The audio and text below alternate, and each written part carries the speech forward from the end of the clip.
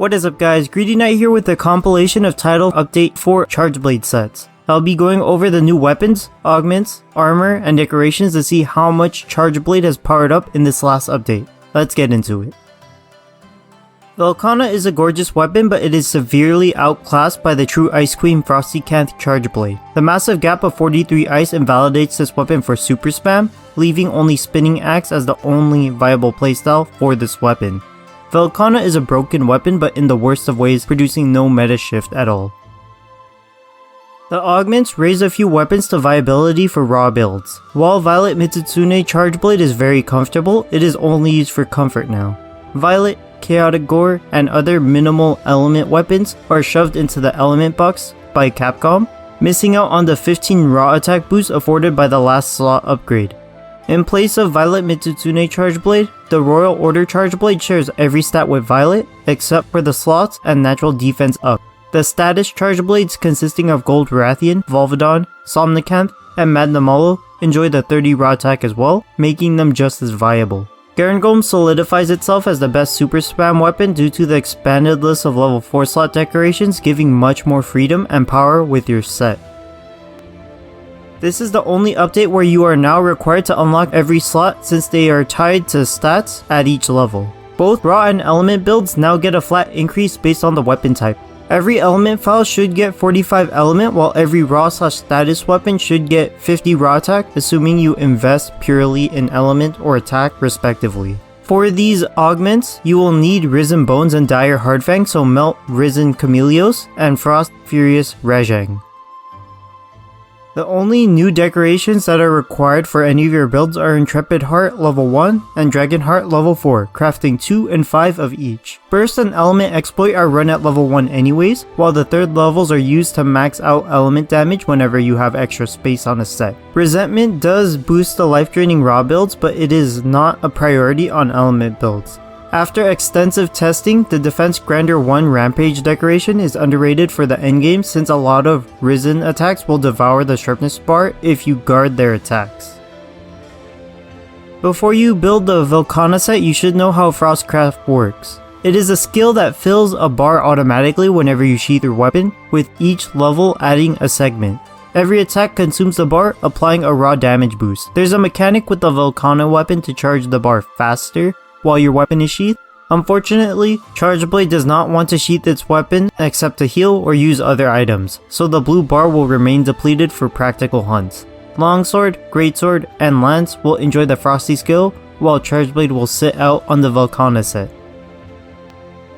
For element builds, the Risen Valstrax set is a huge boost. Dragon Conversion converts 4 points of element resistance to 1 point of element while in Red Scroll. At level 2 onwards, attacking in Blue Scroll will have an effect similar to other Risen Mantle skills, requiring 40 hits to increase each of your elemental resistances by 15. Once you swap to Red Scroll, the extra 75 points of resistance will convert to 19 points of extra element, rounded up. To complement this skill, your Blue Scroll should use a Spinning Axe switch skill loadout to meet that 40 hit count quickly, and then swap to Red Scroll with a super spam loadout for the rest of the hunt. Since the boosts are relatively permanent, the element boost will stay as long as you remain in Red Scroll or don't cart. The best part is that your Spinning Axe converts to Condensed Element Slash on the swap. Dragon Conversion synergizes with any skill that boosts elemental resistances, meaning Furious, Dragon Heart, and Resistance decorations are being looped into the meta. For the meta set, you run the Risen Crimson Glow Valstrax helm, chest, and waist with the Archfiend arms and legs. The mandatory augments are 3 levels of strife on any 3 pieces of the armor to max out your elemental damage, and you will augment Furious onto the remaining 2 pieces. You can fit up to 3 hard elemental resistances without sacrificing any of your damage skills. Dragon element builds swap the hard resistance decorations and Furious augments for 3 Dragon Heart decorations and 2 augments. Then you slot in the Valstrax Soul level 2 Rampage decoration to give a flat 20% boost to Dragon whenever you are blighted, serving as a more powerful and consistent element bane.